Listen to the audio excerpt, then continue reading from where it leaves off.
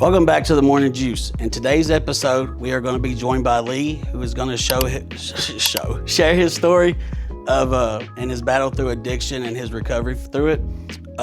So sit back, grab a glass, let's grow together. What's up, bro? Doing? How you doing? Oh, all right. Let me get that again. Hang on. Sit down. Welcome to the show, my boy. Thanks, man. You are our very first guest on the Morning Juice. I'm excited to have you here to help lead by example and to give hope to someone that needs it. Absolutely. Now, please take me through your journey. All right. My name is Lee. I'm an addict. Used to be an alcoholic. You know, as I say, I got all loose screws that goes with it too, you know. Right. I got the mental health issues too. So, you know, let me start way back. I grew up in Tulsa, Oklahoma, you know, had two working parents, both had their own businesses and stuff and everything. I thought I had a pretty normal, you know, childhood. I really did, you know, especially when I was really young. You know, I can, you know, this back in the 70s, you know, everyone still smoked everywhere and stuff. And I can remember playing with airplanes through my dad's smoke, you know, in the house and stuff. And, you know, and he always had this drink that I could never touch. Being around, you know, my brothers told me later about some stories, you know, where they'd go off and go do something, you know, and I'd be in there, you know, and stuff. So I got a taste for it pretty young and everything. And, you know, he liked this old bourbon that was, you know, later I thought was just nasty as hell. As a kid, you know, you don't care, you know, mom and dad's drinking it and that's what I want.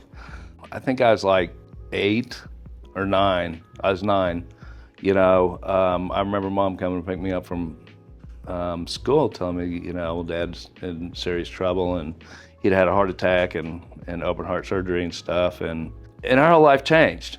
Like, you know, he was on a special diet. He had to quit drinking.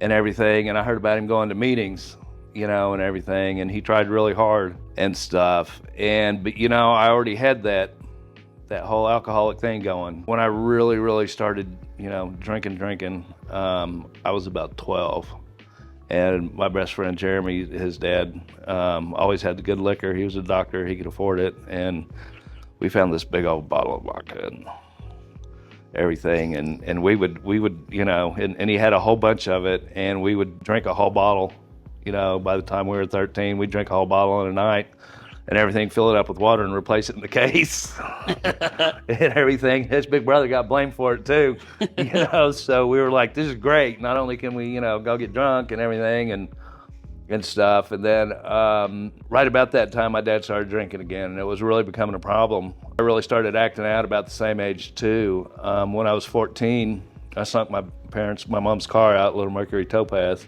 took it for a spin. Next thing I know, there's cops behind me chasing me, you know, and everything. And I took them for a ride too.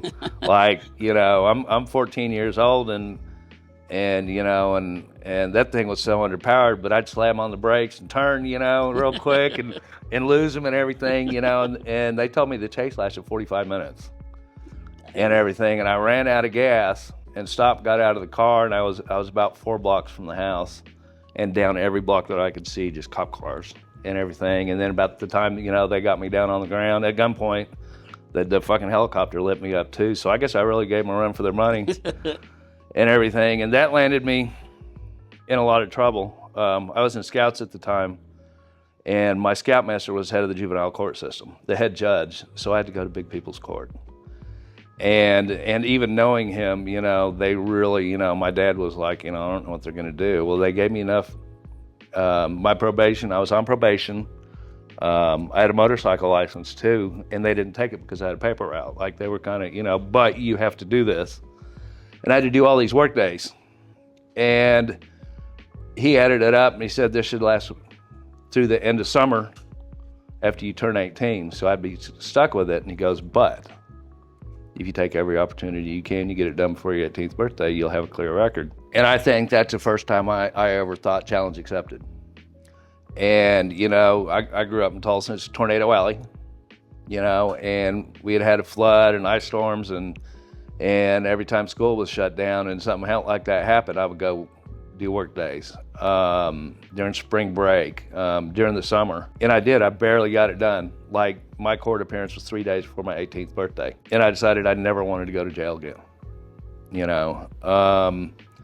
Unfortunately, that wasn't the case. You know, but by this time, you know, I was getting, you know, I learned to get how to approach people for drugs and all kinds of, you know, me and some friends were dropping acid on the weekends and just, you know, I was pretty out of control. I was really good at sports. I played in band too, you know, I kind of didn't really fit into anybody's hole. I even made good grades. Rode a motorcycle, I had a paper route. Even spent a couple of summers working for my mom. She had a Montessori school. Right around Christmas, my senior year, I found out my girlfriend was pregnant. I had been offered a scholarship to play for Oklahoma Sooners, and it blew that out of the water. And that was back when they were really, really, you know, consistent national champions. Right. You know, back in the day, you know, and that was Usually playing Bama. and yeah, usually kicking their ass too. So, and I didn't know what to do, you know, and I was really confused. I think for the first time I lost all hope of anything, and I ended up enlisting. My cousin was my recruiter and everything, you know. My dad had been in the Army, and he didn't want me to do that or go to the Marines or anything, you know. But that's what Lee wanted to do, you know, and I was already an extremely willful child, you know, and everything. And, you know, Lee was going to do what Lee wanted to do, and I remember talking to him, and he had me go take the ASVAB test, entrance exam, and I scored really high, like way high, and he goes, you could pretty much do anything you want to. But, you know, they will, because you're still a minor, they'll look in your background. So I couldn't get into the nuke program. And I told him, I was like, well, I want to do something where I carry a gun. And he rattled off a couple of things, and, you know, like Navy SEALs, and you can try out for that, and, you know, and everything. And he said, but he told me about a corpsman, which is a medic and everything. They call it Greenside, or at the time they called it FMF corpsman and everything. And they were assigned to the Marine Corps. And basically fought right alongside him and everything. And so I did that. That's what I signed up for and everything. I didn't tell my parents. Yeah, because I knew what they were going to think, right? You know, yep, he's going to go be on a boat and da-da-da. You know, my other cousin was, I think he was at MMN, ran the propulsion plant on a nuclear submarine for a long time. And they thought I was going to do something like that. Well, you know, surprise, surprise. Got through boot camp, went to Great Lakes, and they all came up there, and Kathy came up there, and she was just swollen pregnant and everything, and it kind of brought back reality, you know. My birthday's in April, and I hit boot camp in May, first week of May. Like literally days out of... Like right after high school. Yeah. And everything, and I was really young. I was the youngest guy in my boot camp company, and I was the youngest guy in my A school by like 9 months to a year, you know. And they called me the kid and all this, and the young guy and all that, because I really had no idea what I was doing, you know, except going to school, learning to do what I was going to do and everything. And because I wanted to go be with the Marines, you know, I also had to get in shape. I had to learn to shoot. I had to learn a lot of the tactics, all the stuff that they learned in boot camp. While I'm learning how to stitch people up and everything, and I was pretty damn good at it. I graduated what they called pig school, which is what you need to go into to be, you know, Greenside or whatever, be with the Marines and everything. And I had never been shot at before, and they're literally shooting over your head while you know, that's part of the course, right. And everything. And I, like, my adrenaline was running. I was literally running off of it for a couple of days and everything. And, you know, I was like, this is better than any high I've ever had. And when I was done with that, I went to jump school and stuff like that and got assigned to a recon unit, semi-special forces, and was in California. And these guys were the, you know, the tip of the sword kind of thing. But, you know, we worked hard and we partied harder. Right. And this was when Kathy finally joined me. We got married, I think I was 19.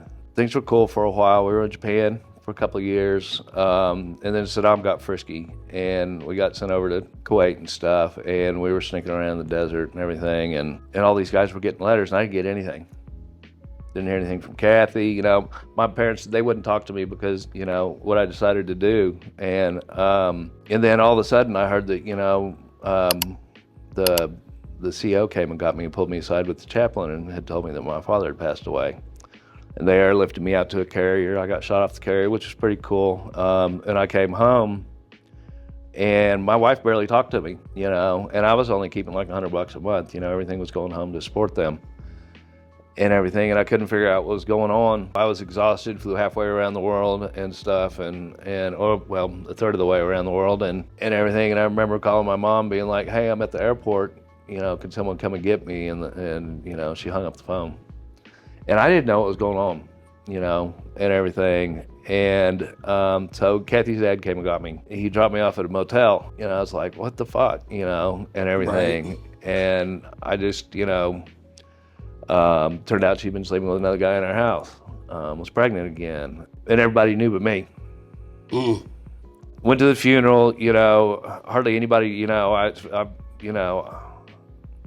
was just like, fuck everybody. I called up my CO and I said, "I'm coming back," and I could have been home for a couple of weeks, and I didn't. I think I was home for like 4 days.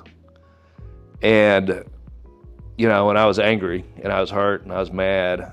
And I think I drank the whole way back, and I was in you travel in uniform, they'll hand you drinks, yeah, and not charge you a dime and everything. And so I get back there, and I get back to my unit finally. That took about 4 or 5 days, because they were way out in the middle of nowhere. Was talking to some of the guys and stuff and everything, and there wasn't anywhere to drink within 400 or 500 miles, and because they were respecting the wishes and everything, and everything. We got back to the forward base we were operating out of, and there's a guy that had a still set up, and they took me over to see, and part of the E4 Mafia, and I proceeded to get so drunk. I don't remember much, but what I do remember is I woke up in the back of a Humvee, handcuffed, and apparently I tried, went to my tent and got my 45, and it damn near blown my head off and everything. And this whole thing was the start of, a lot of my mental health problems, and I developed a fear of being abandoned. Right. Strong, because I never wanted to feel like that again and stuff. And, I'm going to jump forward a little bit. Came home, came back to the States. We were moved to 29 Palms, which was, out in the middle of the desert and stuff. And it was kind of cool, because that's where Top Gun was originally and everything, and was in the base right next to it and stuff. And at this time, I knew what had happened with Kathy and stuff, but I didn't know where she was, didn't know where our son was and everything. And just, I ended up going and talking to Jag about it and stuff. And she told a bunch of people that I was abusive and stuff, which, there was no foundation for it, because, there were always people around, or I was always gone. Right. And I may have been, I guess that's something I've accepted. Maybe I was, and I didn't realize it, because, I'm just trying to keep that side of the street clean, because, but, I drank so much that I just really don't remember a lot. Yeah. I never saw what I did wrong. I never... even today I look back and I'm like, I thought I did everything I was supposed to do. And part of the problem was, I really didn't know what a family was, because both my parents worked.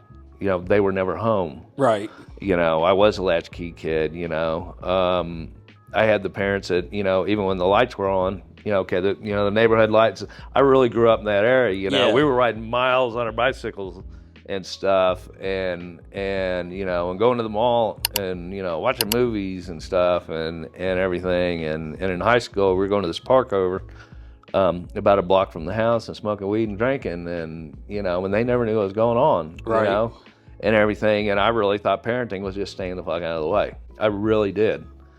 And I didn't know I had to engage, had to do anything, and stuff. And I changed diapers, I went and bought groceries, and everything. And we went and did stuff. We went to Disney, we went to all kinds of places. To this day, can't put my finger on a single thing, except that I just didn't know.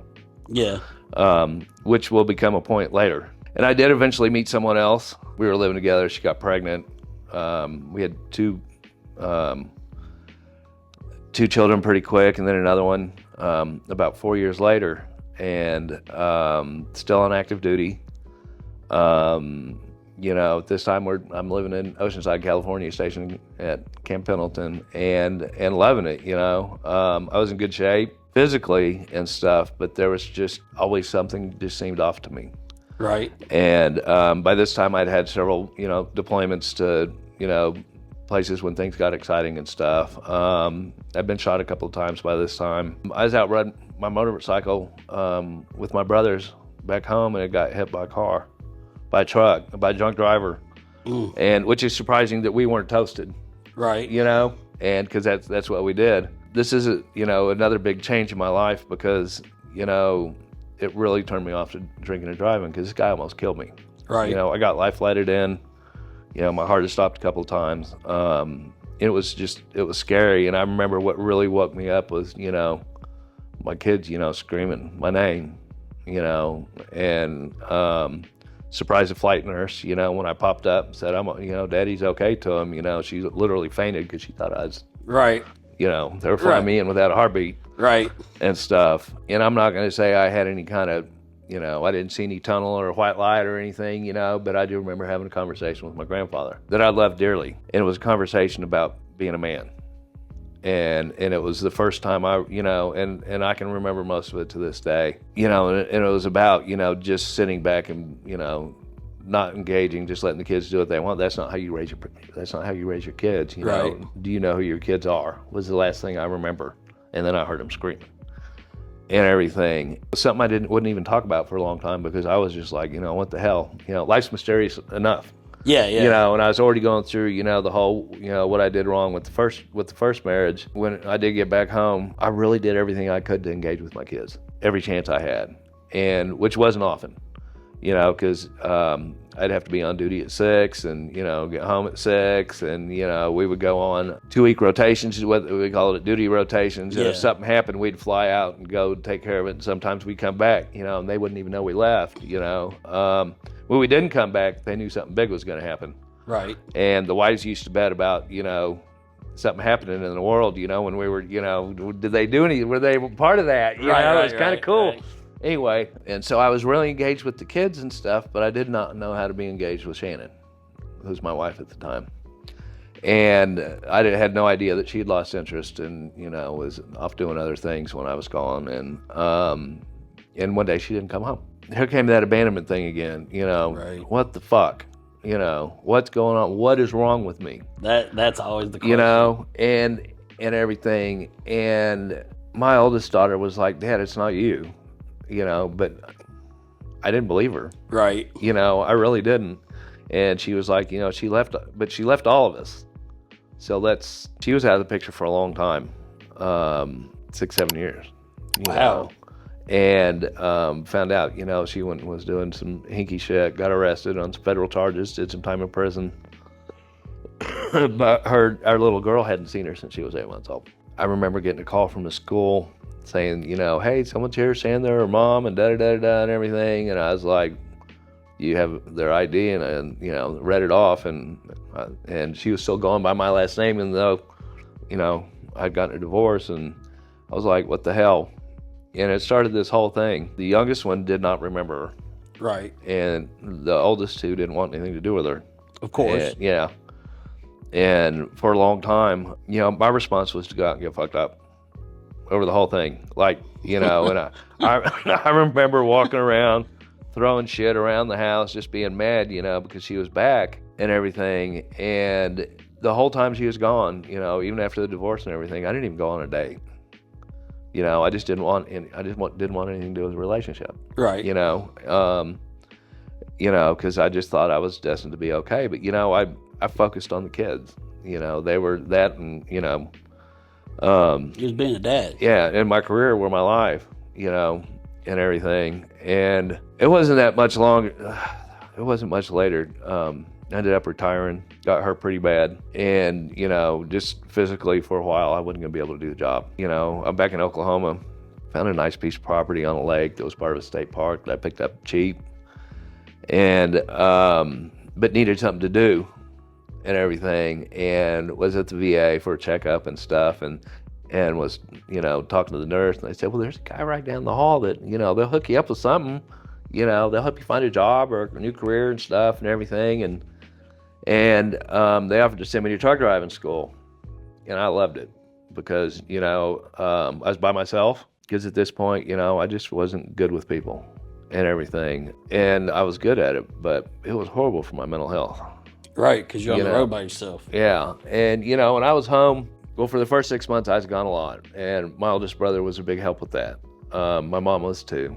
Even though she still, look down her nose at me. She loved her grandchildren, And I finally got to where, I was running from Tulsa to Washington and back, and running parts for Boeing. And I was doing a really good job, and they came and they offered me a contract, and thus began, another successful chapter financially anyway. I did really good, made a lot of money, ended up having several trucks and trailers and stuff. But there was still this from all the way back from like when I was like, when Kathy left, there was always just this, I just never felt alive. When I was afraid of losing anything that I built, I'd already lost a career.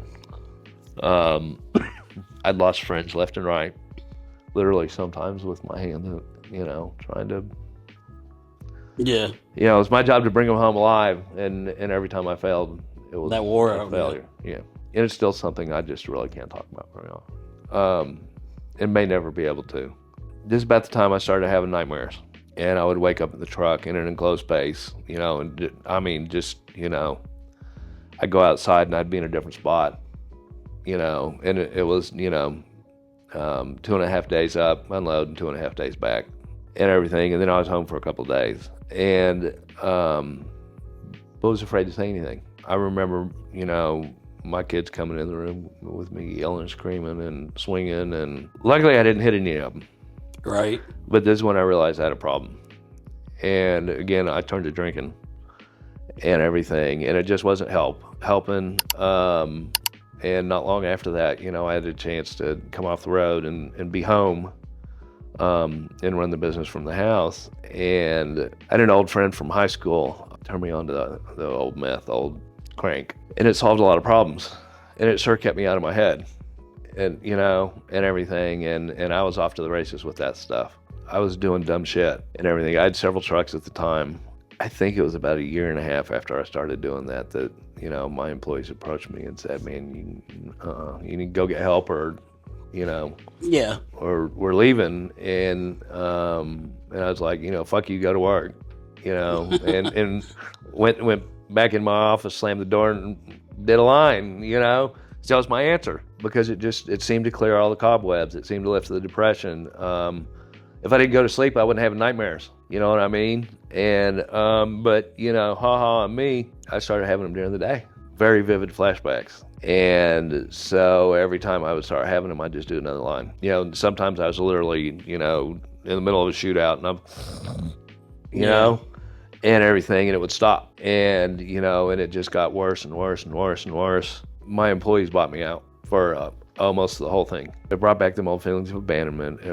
My depression really, everything just kind of went out of control for a long time. And one of them had a brother and really kind of took me under his wing, took me to my first NA meeting. And I did NA and AA for a while. They kind of stopped making what I was doing anyway. Methamphetamines become really popular. And most of the guys that I bought it from had gotten busted or died, or, right. Good, which was a good thing. I needed to get away from it, and I needed to learn how to be home again, and I needed to learn, a lot of things. But I never understood the stuff about steps, I never had a really good sponsor, and I was constantly relapsing. Right. 10 years, a little more than that. I did get back into, kind of truck driving. I became an instructor at a school. Loved it. I really did, and I guess was pretty good at it. But I enjoyed it. It got me around people, which was for years had been a big no-no. Right. It got me out of my isolation. I felt good. It gave me another reason to not go get messed up. Right. And that worked for 11 months and 2 weeks. Almost a year. Yeah. And and this wouldn't be the first time. One of the guys that I work with, he was like, man, we should go celebrate. And I did. Went out and had a couple of beers, then had some drinks. Next thing I know, got a pipe in my hand. And he's like, what the fuck, and, literally out in the bar, found someone in the bar, Right. and everything. And he just looked at me. He goes, I'm not going to say anything. I didn't see nothing. And that turned into like a 6-month binge. And my kids noticed, the big change and everything. And I started going to NA again, but I was still drinking. We were supposed to go somewhere, and they were in my Jeep. And I was at the liquor store. It was payday. I think I had like 5 gallons sitting there on the belt. And because, I had an account there, Yeah. They knew me. Like, I could literally read my son's lips. No, he's going to go get drunk and we're not going camping. We're supposed to go out with the Jeep Club, go camping all weekend and go exploring and stuff. And, you know, he's going to get too drunk because he won't drive. Something like that, you know. I mean, or that's what I thought he said. Yeah, it was pretty close. And I was thinking, you know, as I'm waiting in line, you know, I go drink, then I go get what I really want. So maybe I just need to cut this out too. And I remember getting up there and like, hey Lee, how you doing? And everything. And I was like, you know what? And I remember pushing it towards her. And I handed her my card and I said, let me pay off my bill. And I never went back in there. Really? Yes. And this was almost 15 years ago. And I did really good. Rolled back around to 2 days of a year, went out and got high again. You know, I didn't get it. You know, I thought I was cured. Right. Not knowing that there was no such thing. Still didn't have a good sponsor, was white knuckling it. It's just years and years and years of this, you know, 9 months, 6 months, just, you know, trying other meetings, relocated to another little town. At one point I started dating a former student and we ended up getting married. I think I was at like 10 months, but she was smoked up too. We would do really good for 4 or 5 months and, you know, one of the two of us would slip and then we'd go get the other one to join us, you know, just bring each other down and everything. But when we did together, it would be a couple of years before we try again and stuff. And we ended up separating. I hadn't talked to her in almost a year, was having a lot of medical issues. Started with staying, you know, being dizzy, couldn't walk. They did some x-rays and they did some CAT scans and stuff like that. And I had a really big scare because the doctor sent me to an oncologist. Lo and behold, there's this beautiful little brunette sitting there, you know, and everything. We start talking and stuff, and not knowing that this conversation sitting there was going to eventually be what helped me save myself. Nice. The beginning of it. She smoked a little bit every once in a while, you know, but I was a needle user But, you know, she wanted to get out and go do stuff. She's like, that's for, you know, every once in a while. And I was like, no, it's for all the time, you know, at this point and stuff. I caught some really good feelings for this lady. And about 3 months in, you know, she was pretty much told that chemo wasn't even going to help. And he was like, it can extend your life. And we talked about it. And, you know, seeing other people, you know, what they were going through and how they were feeling, she's like, I'd rather go out whole because it didn't matter. And I was like, okay. I knew her family. At one point for a decade, we lived less than 3 miles from each other. At one point, you know, like we knew a lot of the same people and stuff from the same small town. I'm gonna get to the point on this. She always knew that I hated that I was an addict. The day before she passed, she made me promise her that I would get help. And I did. I looked her in the eyes and I promised. When she passed, I went to the funeral and I left and I went and got fucked up. And her dad called and checked on me. Sorry. Oh, you're good. I thought it was like a couple of days later, and he told me it had been 20 days. Oh, shit. I hadn't even gone to sleep. I couldn't talk. I was a mess. I was nasty, dirty. I'd been in this hotel room out on Route 66 the whole time. I was like, fuck. Literally flushed everything, threw everything in the trash, and went and put it in the dumpster myself. Waited to come down and went to sleep, and got up, took a shower, did some laundry because I didn't have any clean clothes, cleaned up, shaved, jumped on my motorcycle, and decided I was going to go for a ride and do some thinking. And I went and rode all day. And I kept thinking about the promise to her and stuff, and I didn't know what I was going to do. I had a battle buddy that had been to the place that I ended up going to, the ranch. He told me about it, and he was like, you know, they don't just do the addiction, they do the mental health, and you really need help with your mental health. I'd been to groups before, but it was just another place to get high. Everyone laughed and joked. Nobody was serious. You know, I really thought, you know, therapy was a joke. I didn't do well with any of the meds they gave me. You know, they usually made me sick and stuff. And you know, but go figure, you know, I wasn't eating. I was skinny. I was like 30 pounds underweight. And just, you know, trying to clear my head and everything. I remember I was riding back my room and I decided I was going to pack up and I was going to move somewhere else, obviously another hotel, and I was going to figure out what I was going to do, but I was going to go somewhere where I didn't know anybody. I was going to call Shorty and talk to him and ask him about the place he'd been to. Or fuck it, I can just end it. That was one or two. Yeah. And you've heard this part of it too. You It's know, a aha moment. I was sitting at a stoplight, rush hour traffic in Tulsa, Oklahoma, and you know, the speed limit was like 45 on this road, but people do 60, and I was like, you know, I can just ride out here and just get hit and just be done. And I looked up, and this soccer mom with a van full of kids went by, and I was like, there's really something wrong with me. There really is.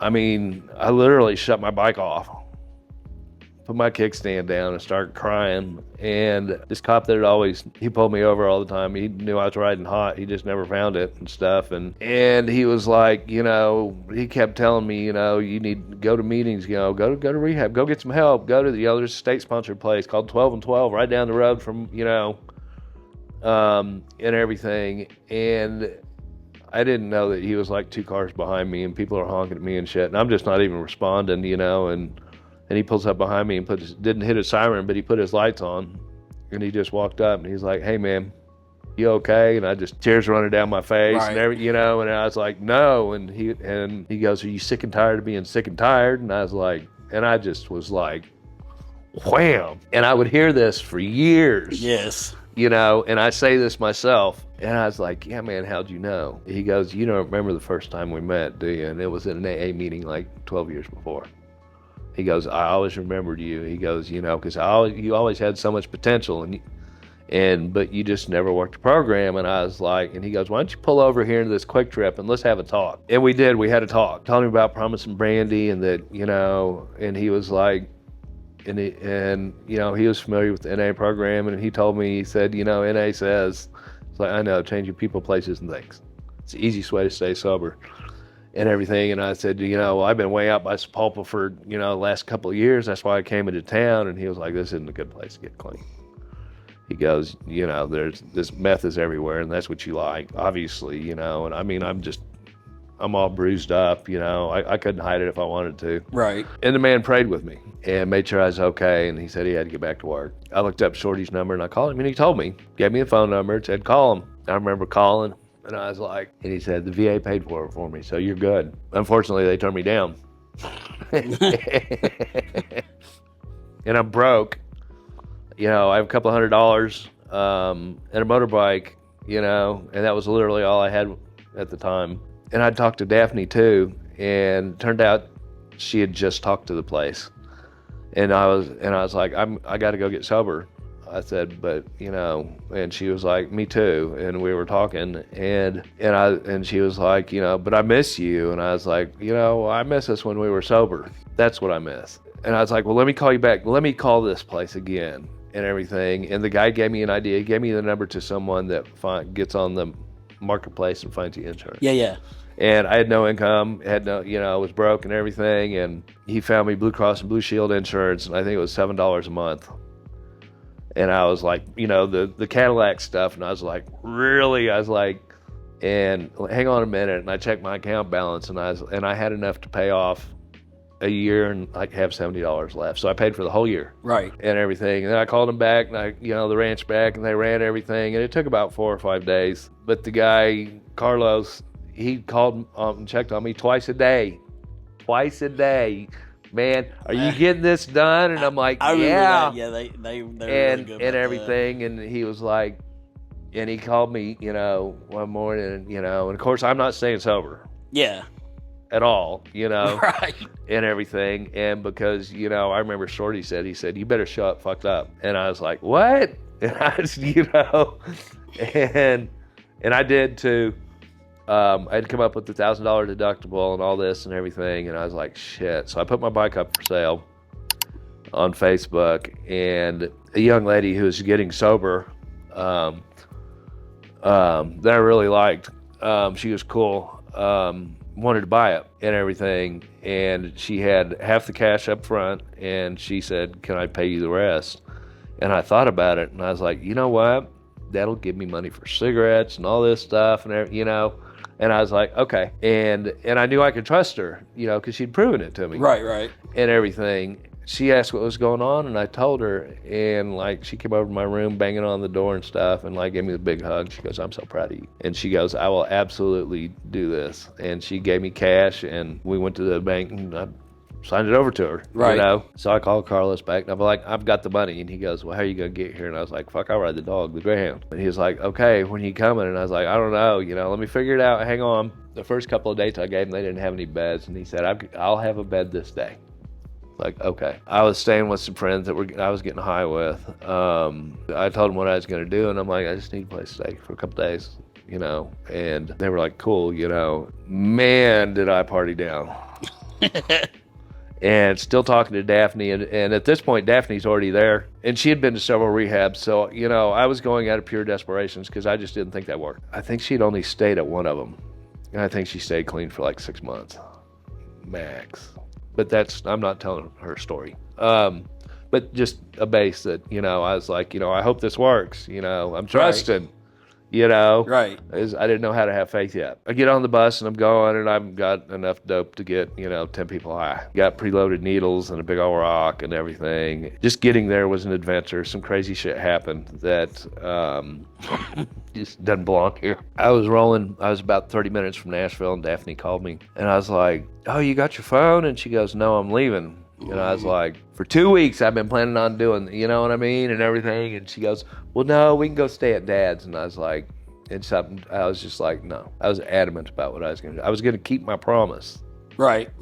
And I showed up, and the guy that picked me up was really cool. And I grabbed my bag, went into the bathroom, and had 3 loaded needles, shot it up. I walked outside. He said my eyeballs were doing this.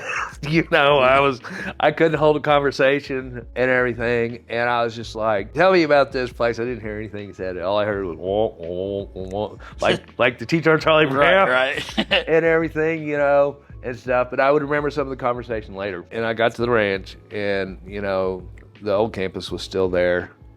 And they had a detox building, a medical building. And it was pretty cool, you know, when I showed up. And right after this other guy, he would become my sobriety brother.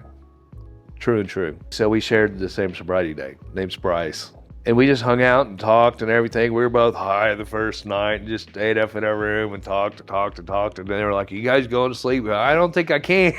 I would love to, but no. And it didn't for a day and a half. And they had to wait, you know, the detox protocol, you know, they kind of waited until you were down to start doing it and stuff. Yeah. And everything. And so, you know, and we just laughed and joked and had, you know, and enjoyed ourselves and we were like, "Oh, this is cool," and everything. And while I was there, I would meet, you know, before I went to Wintong, I'd meet another man who had become a pillar. His name was Scott. Yeah. Because his office was right in the next building.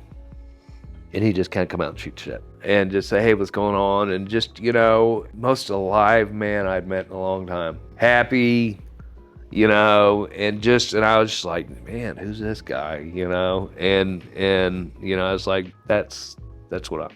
Right. Anyway, so they take us to the house. We get introduced to the house and everything, and met some guys, you know, and you know, veterans can pick out veterans out of a crowd. And this one guy, you know, started talking to me and stuff, and he was kind of the house mentor. Ate dinner and got up the next morning and doing the first meeting in the morning, community meeting and stuff. And I was sitting back in the far corner, far away from everybody else as I could. Because you're the new guy. And, no, because I'm the, you know, and he called me out. He's like, being back there, being that loner veteran that doesn't talk to anybody, that's not going to do you any good, Lee. Right. Come here and sit right here. And he handed me the daily reflections and made me read it. And I was like, and just kind of mumbled through it, you know, and everything. I knew a lot of the talk from, you know, being in and out of the rooms for, you know, at this point it had been 12 years. You know, he really kind of took me under his wing. And Bryce too.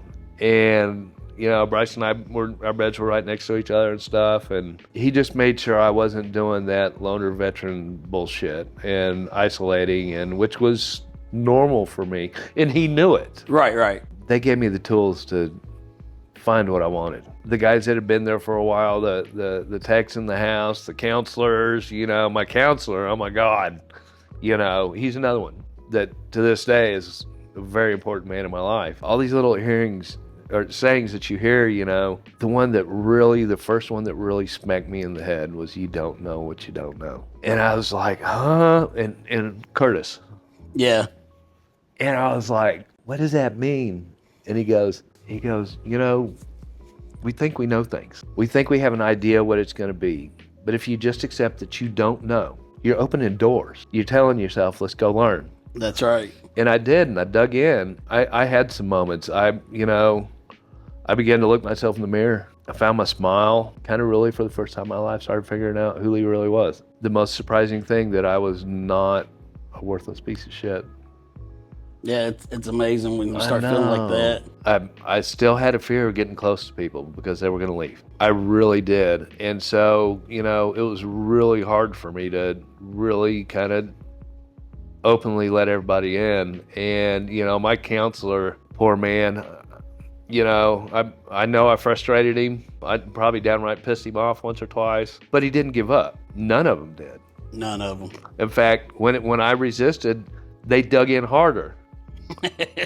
They're like, no, you're in there. Come on. Yeah, I feel the same. Look at who you are, you know, and they were trying to show me what they were seeing. Yeah, I mean, just the experience there was, you know. I know. And as it was coming time to leave, Mike was already gone, and I was in the PHP program, and I remember talking to my case manager, and I was like, I don't have any place to go. I don't have any money. I got about $2,500 coming to me over the next couple of months, but that's not enough to really do anything. And I'm afraid if I go home, I'm going to end up dead. Because I did, you know, fentanyl was becoming a thing, and I'd gotten word that two of the people that I was really close to, it had taken them. I just have and still have this feeling that if I go back out, I'm not coming back. Right. And plus, I had gotten to the point where I didn't want to lose what I gained, you know, and it was just the beginning. Yeah. And so she told me about another program, the PHP IOP program in California, in Oceanside, California. And I was like, yes. And this is the first time I started kind of seeing connections, things connecting and being where I'm supposed to be, because it just clicked. I spent 8 years there. You know, it's the Southgate Camp Pendleton's in, you know, North Oceanside. We lived in a house, kind of like a sober living that was theirs, and then we went and did this program and programming every day. And then when we got back, we were free. We were a mile from the beach. I could walk outside my door, look left, and there was the ocean. Nice. You know, there's an orange tree right there. I mean, I loved it. And my counselor from the ranch had a meeting that we started doing when I was in PHP at the ranch. It's every night at 6:30. And I was on there every night at 6:30, you know. We're talking about Recovery Matters, yes, right? Yes. Yeah. And this has become a staple of my recovery. A lot of people down, you know, Zoom meetings, but nobody's there to get their sheet signed. They're there because they want to be there. They're there because they want to be there. A big part of my recovery family is on that meeting. You know, my hours now don't let me get on it every night, but sometimes when I'm at work, sneak my earbud in to this day. Okay. I ran into a guy at a meeting in San Diego, a corpsman, who was retiring, that I remember helping train. He didn't stay dirt side. He ended up being on a carrier for several years. And it was an AA meeting. My house manager took me to this. It was a men's meeting, mostly veterans in southern San Diego. He walked up to me and he looked at me and he was like, Doc? And I was like, Doc? And, you know, it was like, what, you know? Yeah. And everything. And he turned around and we, you know, and introduces me to everyone. And we're sitting there, you know, not knowing that this was his final meeting and he was leaving. That was another thing, just saying, you know, Lee, you're finally where you're supposed to be. Right. I ended up buying a motorcycle out there and I would ride to that meeting, even though he wasn't there, you know. And it was the first stag meeting I became involved in and everything. And they were really open because there were a lot of guys that had drug problems and they didn't care. Right. And there was a lot of mental health in there too. And they turned me on to some extra groups that I would do on, you know, when I started stepping down into IOP, I would start going to these groups with them. Yeah. And everything. I found the cure to my biggest problem is that I wasn't curable. Terminally unique. Terminally unique. And they took care of that because I heard myself and what they'd gone through and what, especially there, you know, a lot of these guys have been downrange and in the dirt and dirty and bloody and everything. It was about the third or fourth one of those groups. I remember going back to the house. It was pretty hot out, jumping in the shower and getting out and, you know, wiping the mirror off. And I didn't even realize what I was doing, looking at myself, and I smiled. And I realized that there was no way in hell I was ever going to go back. Right. I mean, that was it.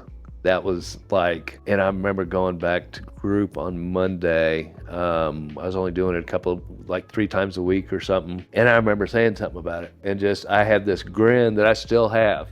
Yes. That just does not go away. Right. I found peace above dirt. I ended up getting back in touch with Daphne when I was out there. And she was sober 6 months. I was finishing the program. It was coming around to Christmas, and she was like, let's spend Christmas together. And she was at her dad's, and her dad said, yeah, come on. You know, I love this woman to death.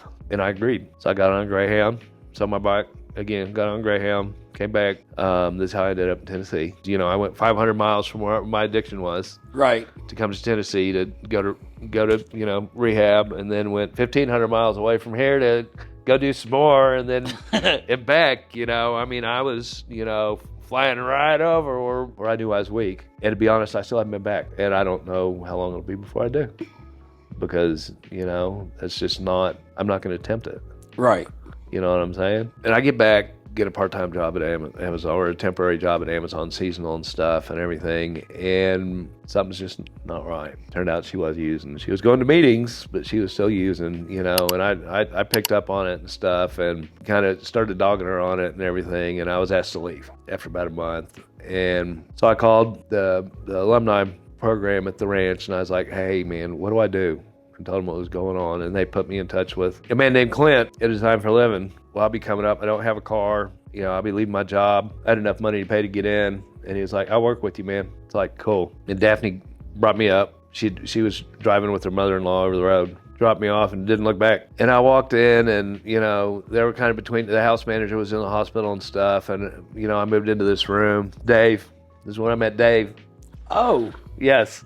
And he was kind of acting house manager, and it was just me and him in the master bedroom and everything, and we just lay there and talk and everything. And after about a month and a half, he became house manager and stuff. But we had already, where we talked all the time, we're going to meetings all the time. Found a little, you know, get well job that I ended up hating, but that's okay. Scott called and checked on me, who's now the, you know, working in the alumni program and everything. He's like, hey, I'm gonna start a meeting. You know, they used to do it before and everything, and I was like, cool. I was like, and he's like, you know, I'll come and pick you up. And he did for a couple of weeks. And then he was like, hey, can you get a ride? And I was like, can I bring Dave, my house manager? He was like, yeah. And for a while, it was me and Dave and Scott's friend. Oh, okay. Ron. So it was 4 of y'all. Yeah. And for quite a bit. And then another program came, and I even think like some other, you know, PHP programs came, and some sober livings and stuff. And it just, you know, gradually started getting bigger and bigger and bigger. And then this goofball Juice came in. and, you know, I found a brother in recovery, you know, working different programs, but that's become my home meeting, my home group. Absolutely. I'm very active in it. I would see people like Curtis and Charles there, you know. And Charles I talk to regularly anyway because of Recovery Matters. Yeah. He got me started doing service work, you know, through Recovery Matters. And I really just, I found an amazing sponsor that I still have, Jesse. Love you, bro. I'm serious. I mean, I put white in that guy's beard. A lot. Because I'm the kind of guy that's like, oh, I got an idea. Let's go. Hey, Jesse, no. You are kind of squirrel. Yeah. I do it all the time, don't I? I'm surprised I've stayed on subject so well. You've done good today. Anyway, I ate my Wheaties. No. I already knew I liked who I was. And I was still kind of discovering who I was. I was still kind of uncomfortable with big crowds. So this meeting starting with like 4 and then 6 and then 8. When I got there, it was 10. Yeah. I was one of 10. Yeah. You know, and just as it slowly got big, I've kept my comfort level, you know. And again, this is God just going, I got you. You're right. And it's huge now. Yeah, like it's, you know. It makes me uncomfortable a little bit sometimes. Yes, but it's still home. Right. It's still sitting there, same corner. Right. You Same know? corner. We get out and we go do stuff. Go have fun. Nobody will ever trust us around squirt guns again. Ever. And might not need to trust me around a kayak either. For myself. No, you be all right. I got you. I ain't gonna let you drown. I was like, gotcha, bro. You remember? You just looked at me like, okay. Oh, he's got hung up in a tree in a kayak last year. He was sitting on his life vest and it was too top heavy. Hey. Every time he'd lean over, he'd go over. And I was finding when that tree limb got me under the water, I thought that was the moment. No, man. I was like, oh, here we go. No. I'm going to drown in alumni meeting. No. But, I have a life today. I've learned like where God wants me to go. Absolutely. I've been working in recovery almost a year now. It was a wonderful opportunity. I have to keep myself humble. I went 2.5 years. I've only had the car a year and 2 months. So and Yeah. I'm almost at 4 years. So long time. It was for a reason. I worked at the hospital for a long time. And when I was riding the bus home every Friday night, I'd get off at 8. I would see what I used to be, and I was strong enough to be thankful that that wasn't me anymore. Right. I get reminders of, if you fall off this, that's where you're headed. Yes. We've lost people. Man, I've had a Narcan a couple of guys. Yeah, same. It's not pretty. I have a life now that is worth everything I have to fight for. Absolutely. I have friends now that are closer than my family ever was. 100%. I know. The thing is we didn't give up. That's it. Did not. God brought Daphne back in my life recently, and she's doing it. And she's doing great. Yes. 60 days sober Monday. Yeah, she's going to be on here sooner than later. Yeah. I promise you. And she's got she got a story. She does. And she's had it hard. Yeah, I can't wait to actually get to talk to her about her story. Yes. You should, yeah. We'll all go sit down and talk about it sometime. I have opportunities in recovery to move forward and help more. And I'm excited about it. Yeah, I'm excited for And you. they're asking me to apply. That's something. Absolutely. I was like, it's been a goal. It was something a bug that was put in my ear a couple years ago. And it's been a goal. And the fact that I can do it, the fact that people trust me, the fact that I trust me. Yes. The I trust me. Yes. I think that was one of the hardest things for me to say to myself. I trust you, Lee, to make this decision. Yeah. But I still run it through my sponsor, because I know what happens in my life when I'm driving. It's we going right in that ditch and over on the side. Right. Shit going everywhere. And we'll go right to the line, too. Yep. I mean, it's still in our mentality to go right to the line, no matter for good or for worse. Yeah. Well, I don't push things anymore. Yeah. I don't have to push things anymore. No, I stay in neutral now. I just let God takes the wheel. That's right. Like that I was saying when I was younger, let God take the wheel. I never understood it until I got in recovery. I see it more of like a sailboat. Yes. Like God's going to change the winds to put me where He needs me. yes. Yeah. And He blessed me in meeting you.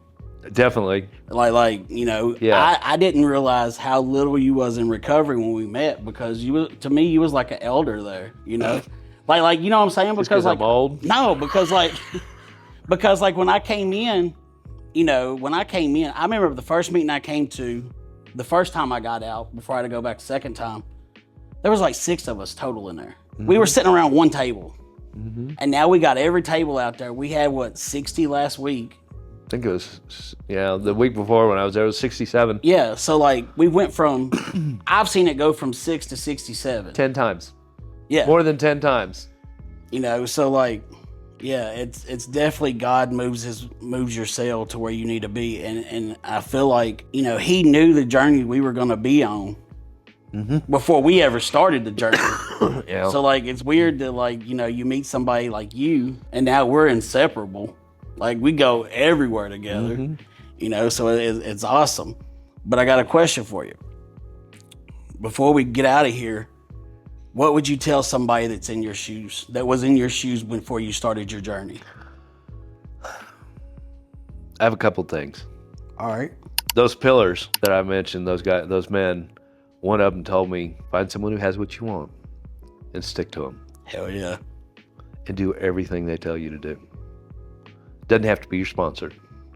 And that's what I did. Pick 3 men.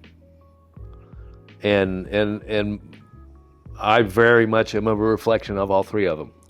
Because you know them. I do. A couple of them are actually on my pillar list. Yeah. So yeah. Yeah. I still don't know what I don't know. Still don't know what I don't know. And as long as I'm willing, I'm going to learn. I'm going to learn. You know how you become wise?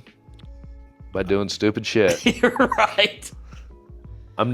Have no more interest in becoming any wiser. Right. No. So, and always remember, no matter how hard things get, you're worth the battle. That's right. You are worth it. we are worth it. Yeah.